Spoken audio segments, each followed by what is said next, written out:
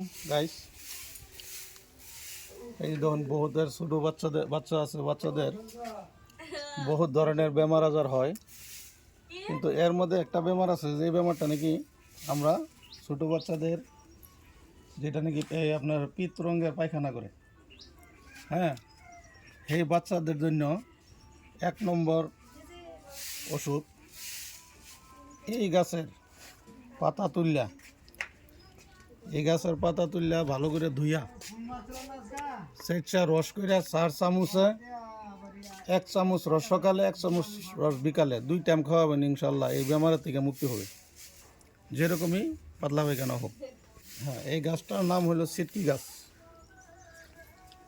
আমরা গাঁও অঞ্চলে মানুষের সিটকি গাছ বলে কইলে চিনতে পারি। গতিকে ভালো করে ধুয়ে নেবেন, ধুইয়া তারপরে 4 চামচ 1 চামচ করে রস সকাল একবার বিকাল একবার দিনে 2 টাইম খাওয়াবেন। 2 দিনে বাচ্চাদের এই বেমার থেকে মুক্ত হবে ইনশাল্লাহ।